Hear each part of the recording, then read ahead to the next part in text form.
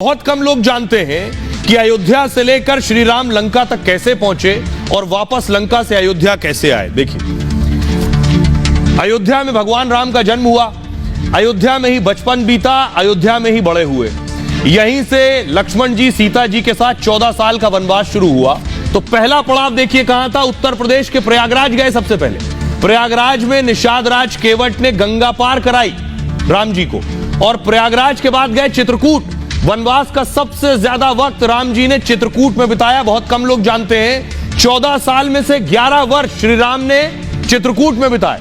मंदाकिनी नदी के किनारे आश्रम में तपस्वी की तरह रहे और यहीं भरत उन्हें मनाने पहुंचे। न मानने पर उनकी खड़ाऊ भरत ले गए चित्रकूट से। चित्रकूट के बाद वो पहुंचे मध्य प्रदेश। चित्रकूट और सतना लगा हुआ है, सतना पहुंचे। राम जी ने सतना में भी कुछ साल बिताए। यहां अत्रि ऋषि के आश्रम में कुछ दिन रहे। वो रामायण में दंडकारण्य मार्ग का जिक्र है। उसके बाद देखिए मध्य प्रदेश आ गए, अमरकंटक। ये मार्ग मध्य प्रदेश छत्तीसगढ़ में पड़ता है। उसके बाद पहुंचे जगदलपुर छत्तीसगढ़ के। छत्तीसगढ़ के जंगलों में राम जी के निशान है। वहां एक राम पथ गमन नाम से विकास भी हो रहा है उस रास्ते के। उसके बाद वो आए महाराष्ट्र के नासिक में गोदावरी के तट पर पंचवटी में रहे। यहीं से रावण ने माता सीता का अपहरण किया था।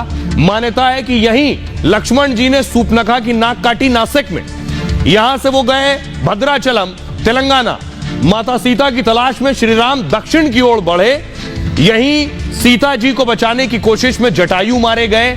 और उसके बाद आए केरल, पंपा नदी के किनारे वो माता सबरी से मिले। यहां सबरी ने राम लक्ष्मण जी को अपने झूठे बेर खिलाए।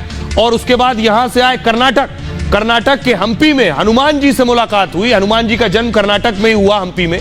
यहां श्री राम की मुलाकात सुग्रीव से भी हुई और यहां से वानर सेना श्री राम के साथ आ गई थी।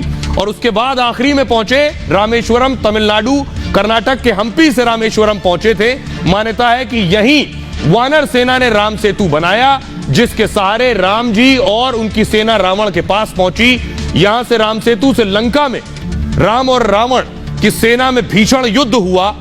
लंका में 84 दिन के युद्ध के बाद श्री राम ने रावण का वध कर दिया। लंका विजय के बाद यहां से वो अयोध्या वापस लौटे।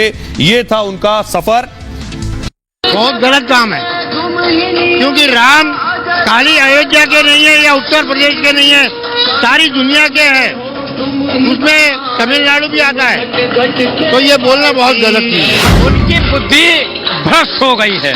वो चाहते नहीं है कि हमें हिंदू वोट मिले। यहाँ ये हो रही है कि जैसे आपने अगर उसको सोचा है कि हम उसका बहिष्कार करेंगे, उसको नहीं प्रसारित करेंगे, तो इससे आपकी ही लोग जो है हिंदुओं की नजर में और गिर जाएंगे। और इससे कोई उनके ऊपर फर्क नहीं पड़ रहा है। तो राजनीति है।